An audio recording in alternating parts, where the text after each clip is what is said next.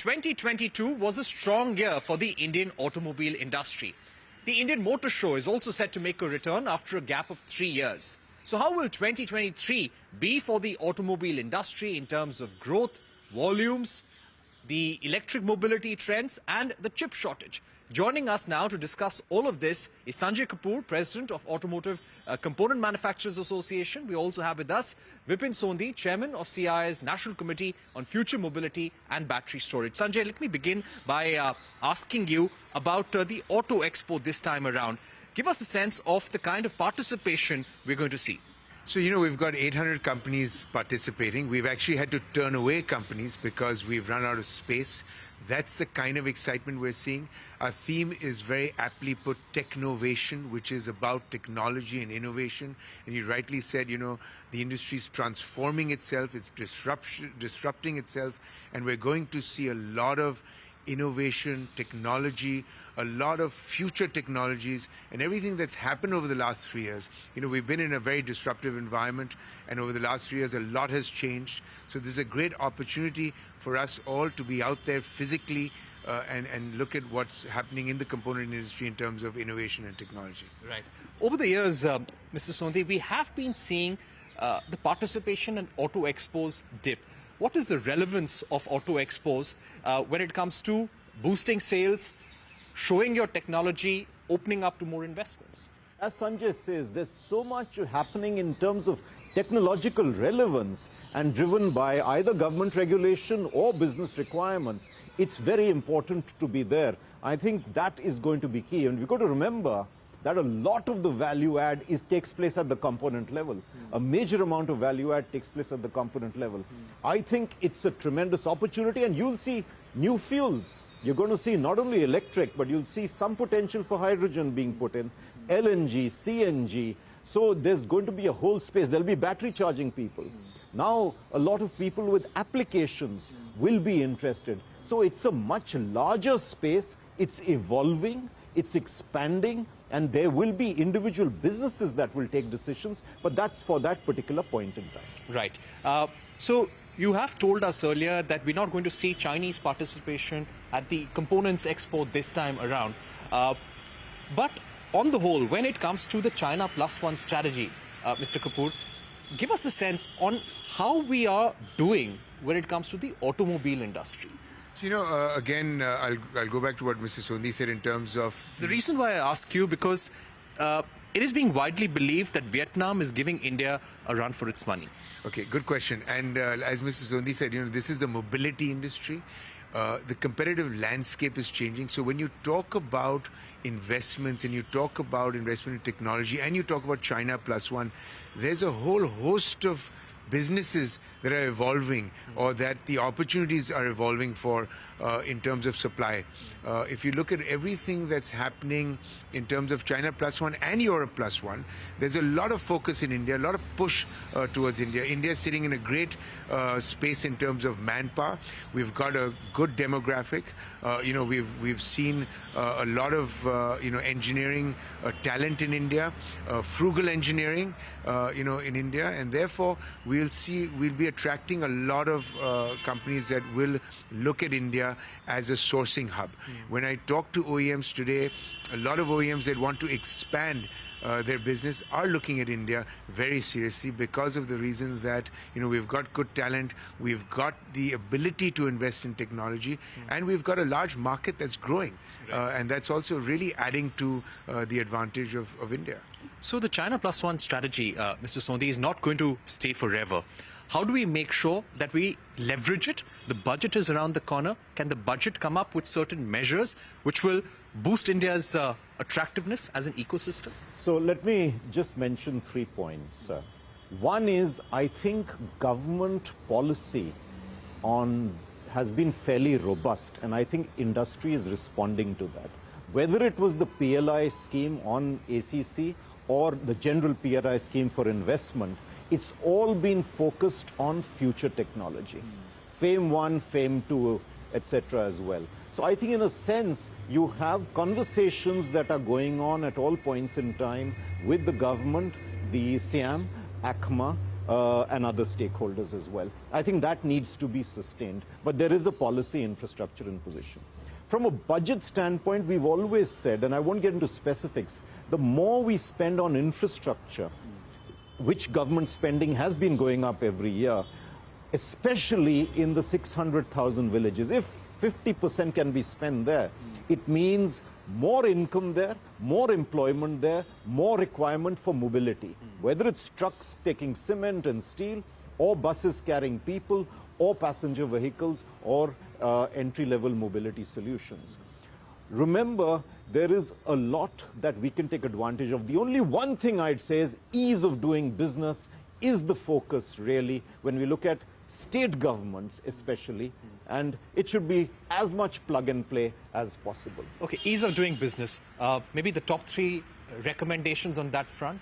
I think what people are looking is plug and play. So land availability, electricity, roads, etc., water. Those with the right incentive packages for that particular place, that will be good.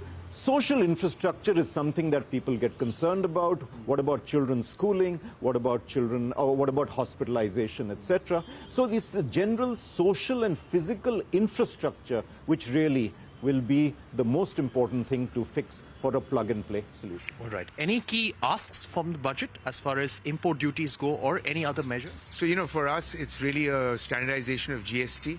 That's really what we're asking for. We're very thankful to the government for the PLI schemes, the FAME2, the PLI for ACC batteries.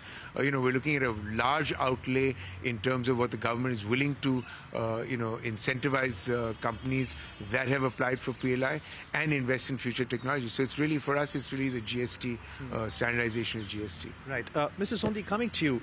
Now, we have seen electric vehicle registration cross the 10 lakh mark in India. It's a 200% growth over a base of roughly 3.6 lakh vehicles. A small base, but growing in a robust manner and surely.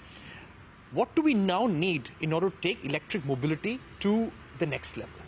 Well, actually, we should really be expanding it more and more, and you're absolutely right. I think the points that have been concern to users, one has been range anxiety, and I think we are getting around it.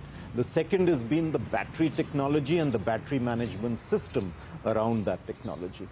And third is to take it now into tier 2 towns, etc., and get people to get a feel of what is going on. So it's essentially the ecosystem that has to be developed around the vehicle itself, which again then brings us to the mobility ecosystem. Local laws will have to comply. State governments are increasingly coming out with policies of their own, actually quite proactively. So I think it's only a matter of time. And the incentivization has also been provided. I think it's only a matter of time where this just keeps going forward. But it's extremely important, as Sanjay said, we get in the best technology and we get in aspirational design standards. We must aspire, and whatever is made in India should be exportable. It should be for the world. I'd like to ask you about battery costs, because when it comes to higher EV sales, this is still a deterrent. And battery prices have gone up. Currently, they're around $160 per kilowatt hour. The price is quite high.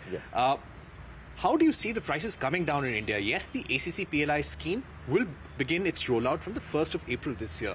How long before we can have enough manufacturing to bring down prices in India? No, you're absolutely right. Parikshit, it's about investment and scale. At the end of the day, manufacturing and deepening our supply chain for these critical components, and which will answer your earlier question also on duties. We've got to deepen the supply chain, and that's the only way in which prices will come down. Normally, it takes 3 years from the time of investment, where any manufacturing enterprise reaches a first level of scale before the next investment takes place. But it's about deepening a local supply chain. And I think that's what the PLI scheme will help achieve. Coming back to the semiconductor issue, this has been a niggling issue ever since COVID began. We're much better off right now, but what is the kind of demand for semiconductors that we're looking at currently? So, we're going to see an increased demand when it comes to semiconductors. When we went into the problem, we were a buyer where we were consuming 7% of what the semiconductor industry was, what their output was. The way we look at industry today and the way we look at disruptions today, I think this will probably go up to about 20%. We were also at the tail end of the technology, and therefore we suffered when we did because of the increase in semiconductors in electronics and in other products. This will continue because we will see semiconductors increase even in electronics. We'll see semiconductors increase in auto components as well as automotive, and more so in auto components, which was never as apparent as it Could you give us a today. sense of the percentage increase, maybe? I can't tell you what the percentage increase in that sense is, but if I look at the industry overall, I'm pretty clear, pretty confident to say that it'll go from 7 to 20%, of what the buying is from the semiconductor. So if you look at semiconductor, the issue today, it's pretty much eased off. We don't have that big a problem with semiconductors. We've seen capacity emerge across the globe. And we will see more capacity. Of course, this is a time-consuming process, and it takes time for capacity to be put up. But if I look at what's happening today, I don't see a real problem in terms of supply chain constraints. Going forward, as semiconductors increase in vehicles, in the component industry, as well as in the electronics industry, I can't say what the cycle will be like, but again, it'll possibly be cyclical, and the capacity will continue to increase. I think during the pandemic, there was a constraint because there wasn't much investment in capacity, in increased capacity, and the increase of gadgets was causing strain on the semiconductor industry. Right. My final set of questions now, when it comes to private capex, are you seeing enough demand in India and globally, because we are looking at a global recession, a slowdown in key export economies? Do you feel that there is enough demand in India and globally to put in additional capex? Absolutely. The short answer is yes. Capex has a cycle in our industry. It's probably about 18 months. So by the time capex kicks in, it takes that long. Anything, and I said this earlier, anything that's extremely good or extremely bad doesn't last long. So whilst we may see a recession for a quarter or two in the United States, this will come back. We're probably at a population about 82 to 90 million passenger vehicles. This will sort of, increase. And again, it's cyclical. It goes up to 100 million, comes down, goes back up. So, and we've seen this in the past. India has seen a great growth in both passenger vehicles and commercial vehicles. And we will continue to see this kind of growth if things go as they are going today. All right. My final question to you, Mr. Sondhi, how important is it to get the fuel right? Just yesterday, we have seen the launch of the National Green Hydrogen Mission with an outlay of 20,000 crores approximately. The contours, the schemes are yet to be seen, but yes, the framework is there. The outlay has been approved by the cabinet. How do we get the fuel mix right for the future? Parikshit, it's a great question, and therefore there's no one answer. And in a country like India, and remember, we will also be exporting to countries which are natural countries for us to export. Africa, for example, Middle East, for example, all of them, even Australia, doesn't have fuel norms. So when you look at the norms in which we will be operating, we've got to ensure both in India as well as where we aspire to be as component people, but as OEMs as well. It will depend on the fuel requirements in that nation or that continent. So therefore, may I say the following to you. IC engines will still continue for a considerable period of time, especially when you look at unlegislated countries, and partly as the phase in or phase out takes place of India as a whole. But within that, cities and intra-city movement will be the first, as we are seeing, to move towards electric vehicles. But for what? But for light commercial vehicles and for passenger-related vehicles. But when you look at intra-city, or you look at large distances logistics, then you're actually moving into LNG, CNG, which won't go away, but in the future, hydrogen as well. So therefore, it is not a day too soon before the hydrogen mission, which was announced and now allocation done. Because we have to remember also that this will be for steel plants, for cement plants, and for large industry as well. Right. We can't have large trucks waiting with large batteries to be changed, and that's a huge amount of cost, and that's a huge amount of weight as well. It'll probably be hydrogen driven. So horses for courses, we're going to have a variety of fuels, and remember ethanol as well, to ensure that we support part of the farming community. All right. So that was the Auto Outlook with Sunjay Kapoor of Sona Comstar, President ACMA, and Vipin Sondhi, Chairman of CII's National Committee on Future Mobility and Battery Storage. We're going to take a short break, but don't go anywhere. The Finance Ministry appointed Committee on Private Equity and Venture Capital Investments has submitted its report to the government. A special conversation with Gopal Srinivasan of TPS Capital Funds and Siddharth Pai of 314 Capital. Welcome back. You are watching News Center. The Finance Ministry appointed Committee on Private Equity and Venture Capital Investments has submitted its report to the government. They have recommended ways to accelerate flow of investments into the startup ecosystem. The report has recommended ways to ease the regulatory burden as well as changes to the direct and indirect tax structure in order to attract more investments. To take this forward, we're now joined by Gopal Srinivasan, Chairman of TVS Capital Fund, Siddharth Pai, Founding Partner and CFO at 314 Capital. Thank you very much for joining us. Mr. Srinivasan, if I can begin with you right now. The committee has recommended that carried interest should be treated as a capital gain, the fund manager should be considered as a pass-through, and the tax should be imposed at the investor's end. Was this among your key recommendations? How do you feel about this?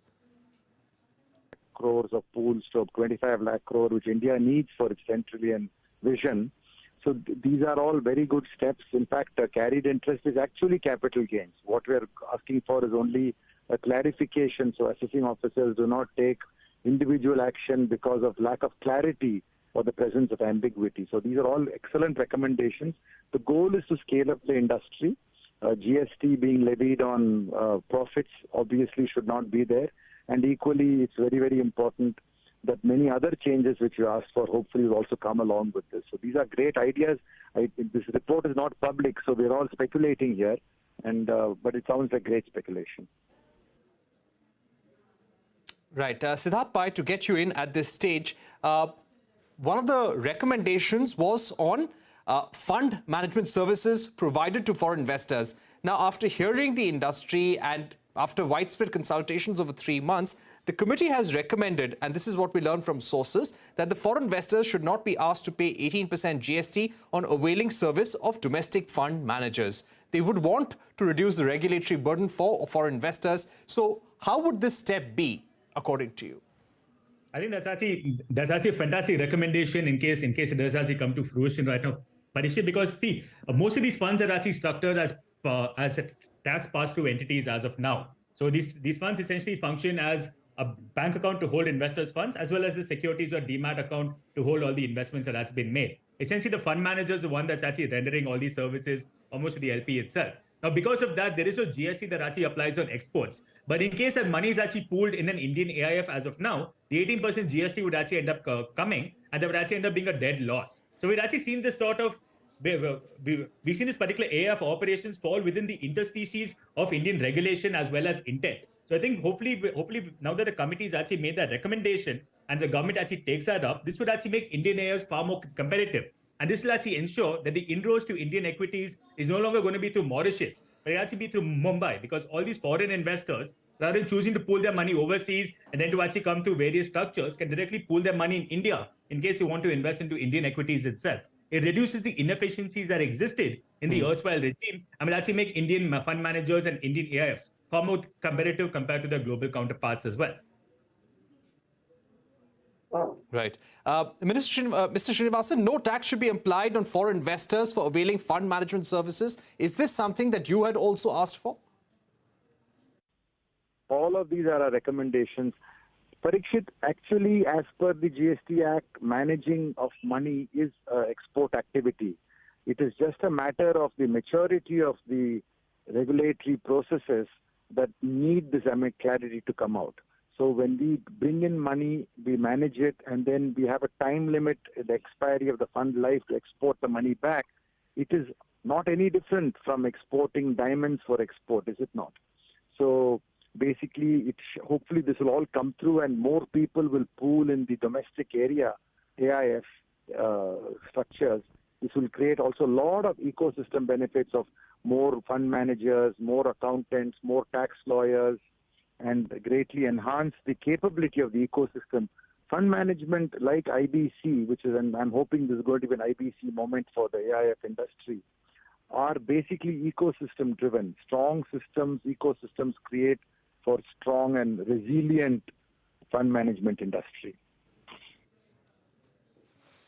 Now, Siddharth, there have been very exhaustive recommendations which have been made by the committee to reduce the regulatory friction when it comes to investments by PE and venture capital investors. At the same time, make sure that there is a domestic pool of capital available to startups in a volatile environment, because they do need investments, they do need capital for their growth plans. How much of this do you think can come in the budget, according to you? So I'm hoping, Parikshit, that a large amount of this does come in the budget itself. In terms of capital support also, Indian capital or rupee capital roughly makes up 15% of the overall money that Indian startups have actually raised. So in the year 2021, when they actually raised about $44 billion, only 15% of that actually came from Indian sources.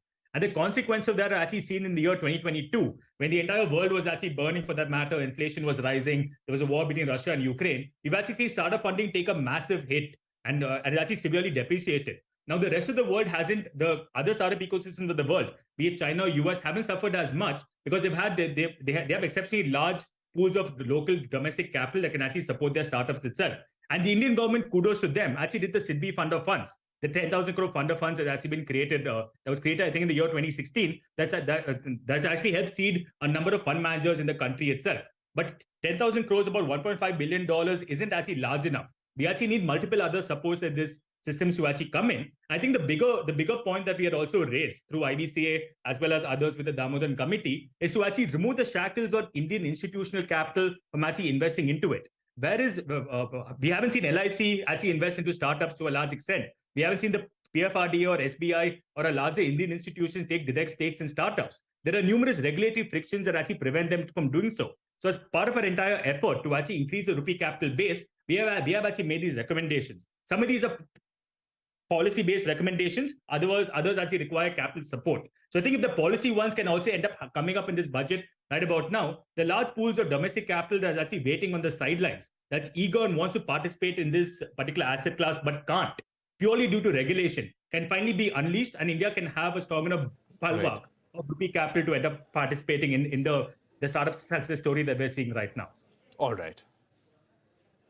Okay, we've run out of time, but Siddharth Pai and Gopal Srinivasan, thank you very much for joining us here on News Center. And news and updates continue on the other side.